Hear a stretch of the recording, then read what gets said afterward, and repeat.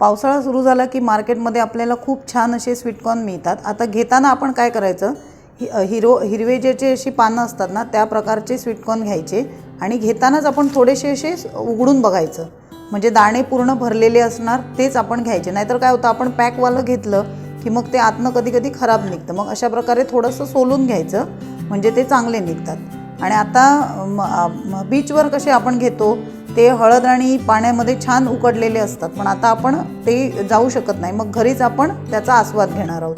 तर त्यासाठी पहिल्यांदा आधी आपण हे सोलून घ्यायचे व्यवस्थित, त्याचं साल पूर्ण व्यवस्थित काढून घ्यायचं। आणि आता तुम्हाला अख्खे हवे असतील तर अख्खे उकडायचे, किंवा मग अशा प्रकारे त्याचे तुम्ही तुकडे पण करू शकता। अगदी हाताने इझी त्याचे तुकडे होतात हे स्वीटकॉर्न असल्यामुळे।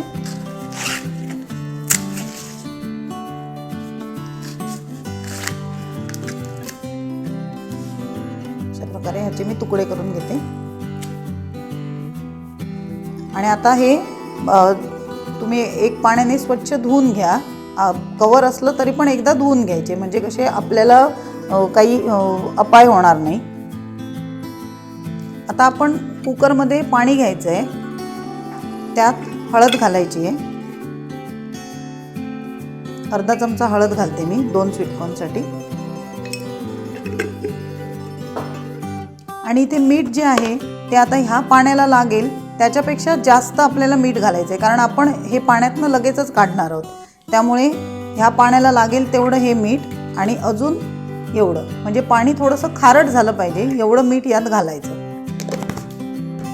आणि आता हे मी स्वीटकॉर्न धुवून घेतलेत, हे यात घालायचे आणि मीडियम गॅसवर कुकरच्या 2 शिट्ट्या काढून घ्यायच्या आहेत आपल्याला। झाकण लावायचं आणि फक्त 2 शिट्ट्या काढायच्या आहेत। आणि पाणी जे आहे ते कुकर भरून घालायची गरज नाही आहे, हे स्वीटकॉर्न बुडतील एवढंच यात आपल्याला पाणी घालायचं आहे। आता कुकर आपला थंड झाला आहे, 2 शिट्ट्यांपेक्षा जास्त शिट्ट्या काढायची नाही आहेत, नाहीतर स्वीटकॉर्न आपले एकदम असे मऊ बावल्यासारखे कसे होतात। हे पहा आता कसे मस्त आपले स्वीटकॉर्न उकडले आहेत ते। आणि आता उकडल्यानंतर ह्यांना पाण्यात ठेवायचं नाही आहे, नाहीतर एकदम असे मऊ पडतात ते, दाणे त्याचे छान असे राहिले पाहिजेत। पूर्ण पाणी निथळून आता हे काढून घ्यायचे, नाहीतर पाणी पूर्ण ते सोक करतात आणि मग खारट लागतात आपल्याला।